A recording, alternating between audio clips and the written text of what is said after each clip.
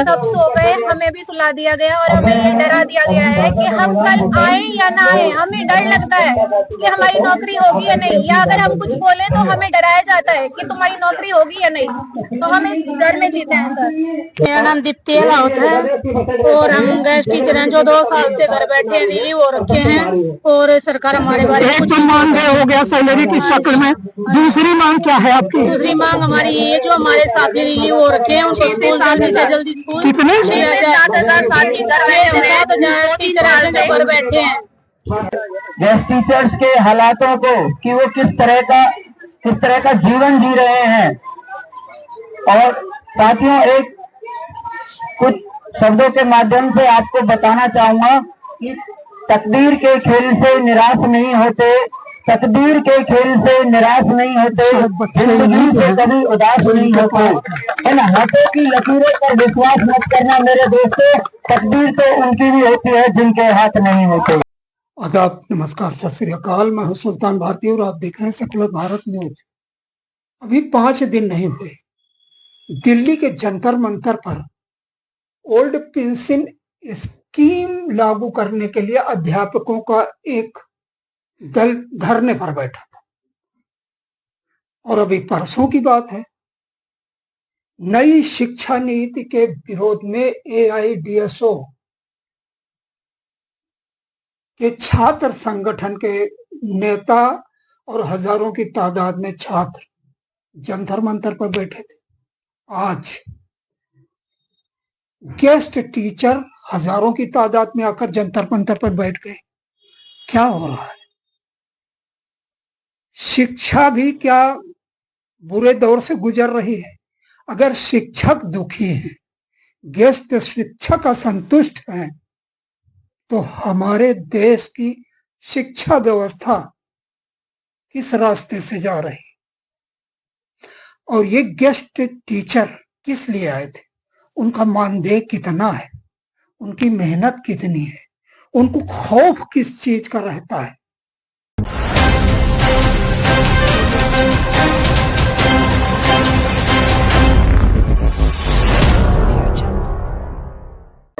शिक्षा मंत्रालय को यह भी पता होगा कि पहले शिक्षा जो थी दिल्ली की वो बिल्कुल फर्श पर थी, और जब से गेस्ट टीचर दिल्ली में आए हैं वो फर्श से आज पर पहुंच गई है। दिल्ली की गेस्ट टीचर ने एक शिक्षा को पूरे विश्व में चलना दिया है और विश्व में अभी आज दिल्ली शिक्षा मॉडल की अगर बात की जाती है तो हम उसमें गेस्ट टीचर का अहम रोल है। इसमें कोई स्टेटमेंट देखे हैं कि भाई समान कार्य समान वेतन सभी का हक है, सभी का अधिकार है। तस्वीरें जंतर मंतर की देख रहे हैं। बहुत बड़ी तादाद में गेस्ट टीचर यहाँ पर अपनी मांगों को लेकर इकट्ठा हो रहे हैं। हम शिक्षक हैं, राष्ट्र निर्माता है, बच्चों का निर्माण करते हैं। अनिश्चित भविष्य, बेहद कम वेतनमान, जिंदगी की भाग दौड़, परिवार चलाने की मजबूरी, इन गेस्ट टीचरों को मजबूर करती है कि वे शोषण जैसे शब्द का नाम न ले और ड्यूटी करते रहे। जिम्मेदारी तो सरकार की भी बनती है जो इनके वोटों को लेकर बहुत सारे वायदे करती है स्वर्ग को जमीन पर उतारने के लिए। मैंने वहां ग्रुप इंटरव्यू लिए जिसमें काफी महिलाएं भी थी, उनके बच्चे भी थे, पुरुष भी थे और ललित कुमार जी भी थे। ललित कुमार जी जिन्हें देखने के बाद में पत्थर दिल इंसान का हृदय भी फूट पड़ेगा कि ये शख्स जिसके दोनों पैर बेकार, चल नहीं पाते ठीक से, हाथ है ही नहीं, किस तरह से जिंदगी की चुनौतियों का सामना करना पड़ता है, कैसे कर रहे हैं। और ऐसे लोगों के मुंह से निकले हुए शब्दों को मंत्रालय, सरकार, सत्ता कैसे नेग्लेक्ट कर सकती? मैंने उनसे भी बातें की और उनकी हिम्मत, हौसला, बुलंद इरादे देखकर तो मुझे लगा कि ललित कुमार जी तो सैकड़ों, हजारों, लाखों विकलांग लोगों के लिए प्रेरणा के एक स्तंभ हो सकते हैं। इन नेताओं की मंशा ठीक नहीं है। 7-8 साल से जो सैलरी का ना बढ़ना, और मैं तो ये कह रहा हूँ कि हमारी 58 साल की सैलरी पॉलिसी हो सॉरी, और उसे जल्द से जल्द लागू करें। और जो हमारे रिलीज साथी हैं वो घर पर बैठे हैं, उन्हें तुरंत ज्वाइनिंग की जाए। इन शब्दों के साथ मैं अपनी वाणी को विराम देता हूँ और धन्यवाद साथियों। बाबा भीमराव अंबेडकर कहते हैं कि शिक्षा शेरनी का वो दूध है जिसे पीने के बाद में कमजोर बच्चा भी शेर की तरह दहाड़ता है। कैसे दहाड़ेंगे बच्चे अगर ये गेस्ट टीचर ही भूखे रहेंगे, परेशान रहेंगे? वो इंसाफ का पाठ कैसे दूसरों के साथ पढ़ाएंगे जबकि उनके साथ खुद ही इंसाफ न हो रहा हो? जी, मेरा नाम सुलेख शर्मा है और धन्यवाद आपका जो हमें आवाज उठाने का आपने मौका दिया। आपने भीमराव अम्बेडकर की बात की, भीमराव अम्बेडकर की बात की आपने। शिक्षा व्यवस्था शेरनी का दूध है, जो पिएगा वो दहाड़ेगा। लेकिन हम दिल्ली के जो गेस्ट टीचर हैं, टीचर होते हुए भी अपनी आवाज उठाने के लिए शांतिपूर्ण तरीके से यहाँ इकट्ठे हुए हैं। बार बार हमने अपनी आवाज उठाई है, चाहे सैलरी को लेकर हो, जो कि हमारी 8 साल से 1 रुपया भी नहीं बढ़ा। राज्य सरकार से पहले भी आपने मांग की थी? जी, हमने सरकार से बार बार मांग की है, सालों से मांग उठ रही है। सत्ता में सरकार आई लेकिन सुनवाई आज तक नहीं हुई किसी प्रकार की। हम दर गए, हमने ज्ञापन दिए, ईमेल लिखे, पोस्ट कार्ड अभियान चलाया, नेता मिलो अभियान चलाया। कम से कम हम 40 से 50 नेताओं से मिले। संजय सिंह है हमारे सांसद महोदय, उनसे हम चले गए। आप देखोगे केजरीवाल जी हैं, उनके ऑफिस में चले गए। आतिशी मैम है, उनके ऑफिस में चले गए। तो मेरा आतिशी मैम से आग्रह है, हम दिल्ली के गेस्ट टीचर हैं, हम वो गेस्ट टीचर हैं जो दिल्ली के सरकारी स्कूलों में पढ़ाते हैं। हम वो दिल्ली के गेस्ट टीचर हैं जो रिलीफ गेस्ट टीचर हैं, हमारे साथी कुछ जिनको स्कूल नहीं मिल रहा और वो स्कूल का इंतजार कर रहे हैं लंबे समय से। हम वो दिल्ली के गेस्ट टीचर हैं जिनकी 1 रुपया सैलरी नहीं बढ़ी है और 8 साल हो गए इस बात को कि हमारी 1 रुपए की सैलरी नहीं बढ़ी। महंगाई बढ़ गई है, हम अपने जीवन यापन कैसे चला रहे हैं? जीवन यापन कैसे चला और कैसे चला रहे हैं? जब शिक्षक ही भूखा होगा तो शिक्षा किस मुंह से दे पाएगा? मैं आपके पास फिर आता हूँ। जी, क्या नाम है आपका? दीपक कुमार। दीपक जी, क्या कहना चाहेंगे? संक्षेप में बताइए, सबका बाइक लेना है। मैं कहना चाहूंगा आम आदमी पार्टी की सरकार से कि आज हमारे साथ हमारा जो शोषण हो रहा है, जो अन्याय हमारे साथ हो रहा है, उसको सुना जाए और हमें न्याय दिया जाए। हमारे लिए 60 साल की जॉब सिक्योरिटी दी जाए और साथ ही हमें समान कार्य समान वेतन, जिसके लिए कोर्ट भी कहता है, वह दिया जाए, जिससे कि हम रोड पे ना आए और हम अपना जो है जीवन निर्वाह अच्छे से कर सकें। जीवन निर्वाह अच्छी तरह कर पाए, लेकिन कैसे होगा? अभी थोड़ी देर पहले अगर आप इसको सुने होते तो दीपक कुमार जी बड़े ओजस्वी वक्ता भी हैं और शिक्षक में वो गुण होना ही चाहिए। जी, बड़ा शोषण है और हर जगह आप पुकार कर रहे हो सबका साथ सबका विकास। क्या इसी यही नारा है हिंदुस्तान का? मैं सर्वप्रथम आपको अपना परिचय दे देता हूँ। मैं आजाद विद्रोही आपके चैनल के माध्यम से। आजाद विद्रोही जी, आपने तो संकेत ही दे दिया। तो था मैं, लेकिन मुझे अशांत कर दिया सरकार ने, और वो इसी वजह से है कि 14 वर्ष यहाँ हो गए हैं सेवा देते हुए। सरकार बहाना लगाती है कि एलजी नहीं करने दे रहा है। सिर्फ एक सवाल, सिर्फ एक, आप जब 2014 में आए तो आपकी सैलरी 12,000 थी। 12,000 गूगल पे करेंगे तो 12,000 आएगी। अभी 2,10,000 है। टोटल अगर साल का खर्चा देखें तो एक एमएलए का 12 करोड़ है। वहां आपको ना तो एलजी की परमिशन लेनी पड़ी, ना आपको फाइनेंस डिपार्टमेंट से एडवाइजरी लेनी पड़ी, लेकिन एक गेस्ट टीचर की सैलरी 1403 से 1404 करने के लिए आपको यूएनओ हैग और तमाम जो विश्व में बड़ी संस्था है वहां जाना पड़ेगा। तो बड़े दुखद स्थिति है कि 8 वर्ष हो गए हैं और आप अपनी सैलरी बढ़ा देते हैं एकदम हजारों गुना में। और हमारी विडम्बना है सत्ता में बैठे लोग जो चुनाव के वक्त चुनाव की सूचना जारी होने के बाद वायदों की पूरी जन्नत पृथ्वी पर उतार देते हैं। हकीकत उसकी इनके मुंह से आप सुन चुके हैं। जी, 1 मिनट आगे आइए। क्या नाम है? फहीम भाई जी, बताइए। देखिए, हम लोग जब भी स्कूल जाते हैं तो मैं ये सोचना चाहता हूँ कि मैं आज बच्चों को अच्छे से पढ़ाऊंगा, लेकिन हमारी टेंशन बना होता है। अस्थायी नौकरी की कारण हम स्कूल जाते हैं और कोई परमानेंट टीचर ज्वाइन कर लेता है और उसी वक्त हमको निकाल लिया जाता है। हम एक लेसन प्लान बना के जाते हैं कि चलो आज हम ये क्लास में पढ़ाएंगे, लेकिन तब तक देखते हैं कि कोई ज्वाइन चूर हो जाती है, dilemma the sword of dilemma लगती होती है तलवार सरों पर। यहाँ पर महिला गेस्ट टीचर भी बहुत तादाद में है। कुछ यहाँ पर खड़े। जी आपका नाम? सुनीता सिंह। मैं सरकार से निवेदन करती हूँ। कितने दिनों से हैं? भाई साहब तो कह रहे हैं 14 साल का वनवास जैसे काटे थे राम जी, उस तरह इनको इंतजार करना पड़ता है। सपने कार्यवाही के दौरान आते भी नहीं, सपने कार्यान्वयन नहीं होते, मांगे मानी नहीं जाती और ये वायदे तारीख पर तारीख मिलती रहती इस है। इंतजार में वक्त निकल रहा है। हाँ जी। आप ये बताइए मानदेय कितना? मानदेय पर डे का 1403 है।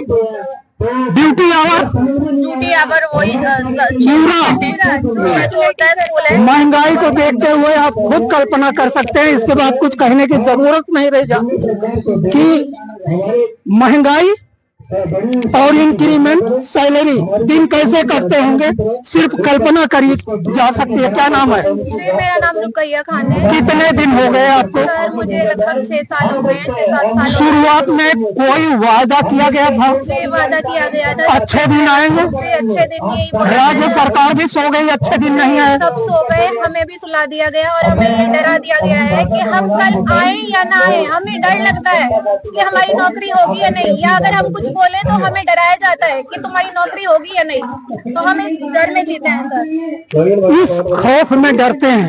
ये वो महिला बोल रही है जिनके बारे में हिंदुस्तान में तो एक सनातनी कहावत है, यत्र नार्या पूजनते रमनते तत्र देवता। दूसरी चीज हमारे लोकप्रिय प्रधानमंत्री जी कहते हैं महिला पढ़ाओ, बेटी बचाओ। पढ़ेंगी कैसे? और ये तो पढ़ाने वाली हैं, ये उसी नारे पर चल रही हैं, लेकिन पढ़ाएंगी कैसे जब खुद ये भूखी रहेंगी? तो इनका भविष्य नहीं है, बच्चों का भविष्य शिक्षा का व्यवस्थित बाद में आता है। क्या नाम है आपका? जी मेरा नाम दीप्ति अलाउत है और हम गेस्ट टीचर हैं जो 2 साल से घर बैठे नहीं वो रखे हैं और सरकार हमारे बारे में एक कुछ तो मांग हो गया सैलरी की शक्ल में, दूसरी मांग क्या है आपकी? दूसरी मांग हमारी ये जो हमारे साथी रिलीव हो रखे हैं उनको स्कूल जल्दी से जल्दी स्कूल कितने? 7,000 साथी घर बैठे हैं, 7,000 टीचर हैं जो घर बैठे हैं और जिनकी आर्थिक स्थिति बहुत दयनीय है। एक HRD मैं सरकार से कहना चाहूंगी हम सिर्फ शिक्षक नहीं है, भारत निर्माता हैं जो देश निर्माण में अहम भूमिका निभाते हैं। इसलिए सरकार से निवेदन है कि जो आपने 2014 में जो वादे किए थे उन्हें पूरे करें। किसी फिल्म में मैंने सुना था इस देश को रखना मेरे बच्चों संभाल के। बच्चे और देख लीजिए बच्चों के पिताजी खुद जिन्हें प्रकृति ने इस पोजीशन में खड़ा किया है, कम से कम ये अगुवाई जिस डिमॉन्स्ट्रेशन की कर रहे हैं वहां तो कम से कम सरकार को नहीं पत्थर को भी पसीज जाना चाहिए। अगर इनका भी इंसाफ इनके साथ न हुआ तो आने वाले वक्त में भारत की तस्वीर क्या होगी? जी आपका नाम? मेरा नाम ललिता। जी क्या कहें? मैं 2014 से हूँ टीजीटी सोशल साइंस की पोस्ट पे और सरकार जब 14 में आई थी केजरीवाल जी की तो उन्होंने वादा किया था कि हम लोगों को परमानेंट करेंगे, लेकिन आज तक एक ही बार हमारी सैलरी बढ़ी है, उसके बाद कुछ भी नहीं हो रहा और हमें पॉलिसी चाहिए। केजरीवाल जी प्रेस की नहीं तो कम से कम इन लोगों की तो आवाज आपको सुननी पड़ेगी। 14 साल का आप इधर आइए, 14 साल का कई बार हो चुका। 14 साल बाद तो राम जी भी वनवास काट कर आ गए थे, कष्ट का अंत हो गया था। अब इनकी ताजपोशी वापसी नौकरी में कैसे होगी? ऐसी नौकरी जिसका भविष्य नहीं है। आ जा रहे हैं एक भय के साथ, एक खौफ के साथ कि पता नहीं शाम को घर लौटकर इस दुखद खबर को सुनाना न पड़ जाए अपने डिपेंडेंट को कि हमारी नौकरी तो रही नहीं। ऐसी हालत में लोग कहेंगे क्या? जी क्या नाम है आपका? मेरा नाम धर्म सिंह है, मैं पीटी गेस्ट टीचर। कहाँ पे? दिल्ली में कहाँ पे? ये SK विंध्यानंद रोड दरियागंज। क्या कहना चाहते हैं आप बताइए? सर मैं यही सरकार से ये कहना चाहता हूँ कि हमारी 58 साल की जल्द से जल्द पॉलिसी बना दी जाए। 58 साल की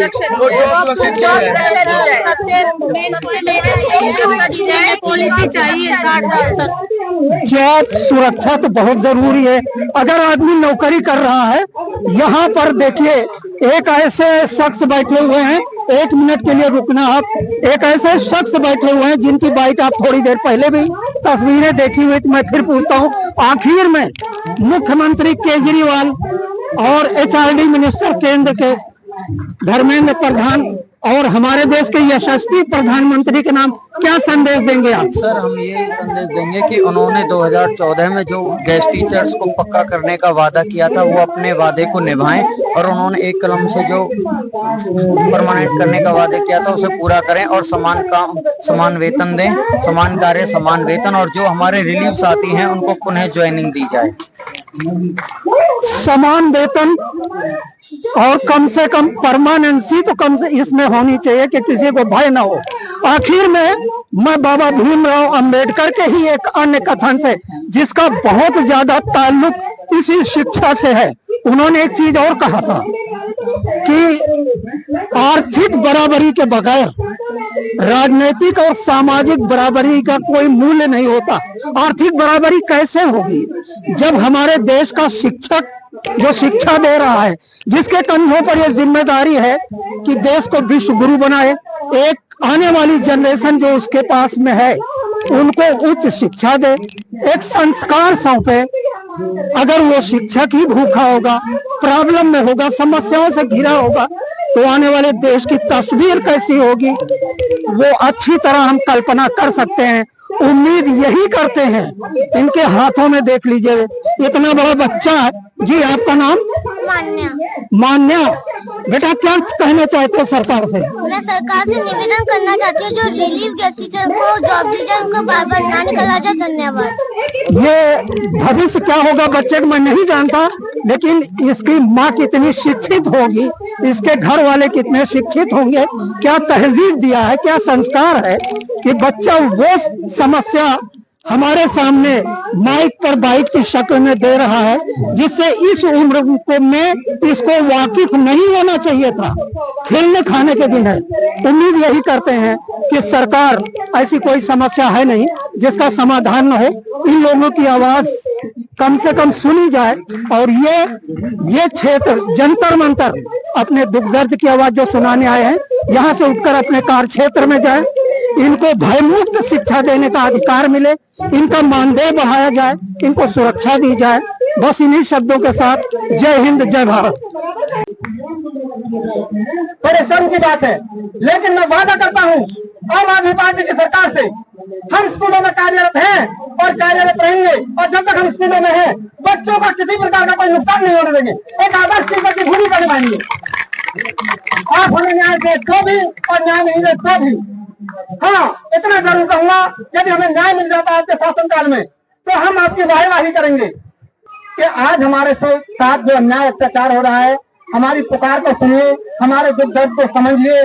हमारे बहुत साथी ऐसे हैं जिन्हें 10-10, 12-12 साल जॉब में हो गए और आज वो रिलीव होकर के घर बैठे हैं।